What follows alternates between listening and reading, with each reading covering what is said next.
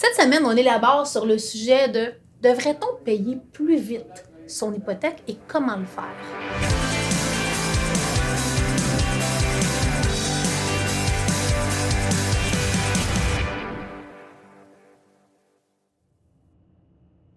Cindy, as-tu un avis à ce sujet-là?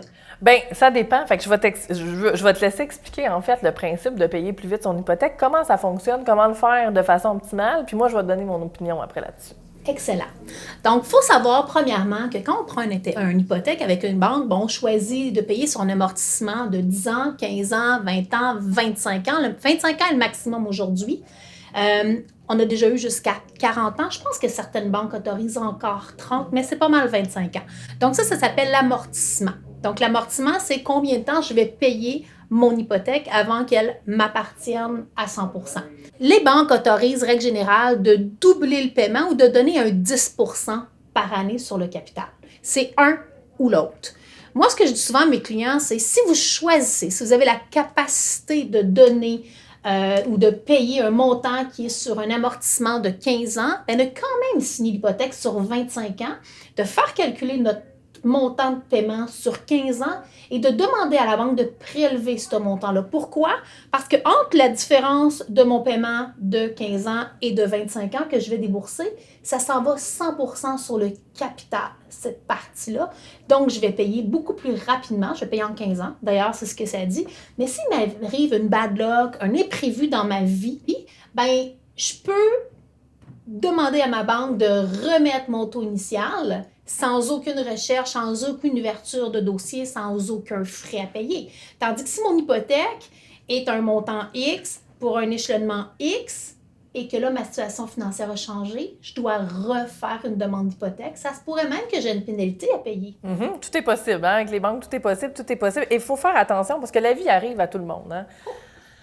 C'est souvent ça que les gens oublient, on pense. Et tu sais, je suis d'accord avec on va payer plus rapidement ou des trucs comme ça, mais ça dépend aussi. Tu sais, je pourrais pas dire que je suis pour ou contre, parce que ça dépend des objectifs de chaque personne. Si la personne, pour elle, elle s'est mise sur 25 ans, puis elle arrive bien à 25 ans, puis qu'elle réussit à voyager 2 fois par année, parce que ça fait partie de ses valeurs de faire ça, de voir le monde, d'amener sa famille en voyage. Ou qui est assez responsable pour mettre de l'argent de côté à côté. Voilà, aussi, ben moi, je pense que ça vaut plus la peine de faire ça, de faire fructifier son argent ailleurs ou de vivre sa vie en n'ayant pas de dette ou le moins possible quand même. On ne veut pas se surendetter malgré la folie de nos temps où tout est accessible puis on s'endette énormément. Mais si on met de l'argent de côté, l'argent qu'on aurait mis sur l'hypothèque, on la met de côté, on la place, puis qu'on la place en placement qui va générer des revenus, bien moi, je pense que ça vaut beaucoup plus la peine de faire ça que de le mettre là-dessus. Sauf que si c'est quelqu'un, par exemple, qui manque de discipline. Manque de discipline, disons-le comme ça, a quand même un peu de dette de côté, mais arrive à doubler ou à mettre un montant de plus, bien ça peut peut-être valoir la peine. Ça dépend toujours des objectifs de chacun, comme je dis. Mais encore là, si tu as beaucoup de dettes, pas un prêt étudiant. Pas un prêt étudiant. Un prêt étudiant, c'est trop minime.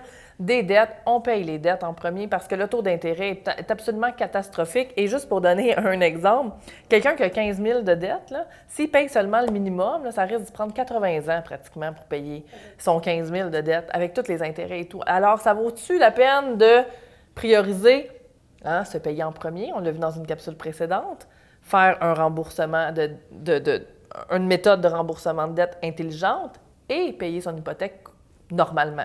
Dans le fond, on paie la dette qui coûte le plus cher en premier. Ça dépend. Non, pas tout à fait. Il y a plusieurs sortes de... J'ai reçu d'ailleurs aujourd'hui le message d'une étudiante qui me disait elle pensait opter pour la dette qui était le plus haut taux d'intérêt, mais qu'avec ses calculs, puis elle m'a envoyé un beau tableau que je vais analyser tantôt parce que je trouve ça vraiment le fun, les étudiants qui prennent le temps de faire ça, c'est que c'est la méthode boule de neige qui priorisait. Donc, la méthode boule de neige, c'est payer la plus petite somme, la plus petite dette en premier, malgré le taux d'intérêt. Pour pas en avoir 10. Pour pas en avoir 10, mais aussi parce que quand tu as fini d'en payer une, as-tu un goût de continuer de clairer les autres le plus rapidement possible? Tu as comme une victoire. Là. Fait que là, tu en as une, ta fou de côté est terminée, boum, tu embarques sa deuxième, troisième, etc. C'est valorisant de faire ça, mais ça dépend. C'est de faire des calculs tout le temps. Et c'est ce que les gens, l'être humain en soi, et paresseux. Fait que les gens ne le font pas. Mais ça vaut la peine de s'asseoir. Ou bien, si on n'est pas capable soi-même, de prendre quelqu'un pour le faire pour toi, ces services-là existent. J'espère que cette capsule vous a plu. On se reparle une semaine prochaine.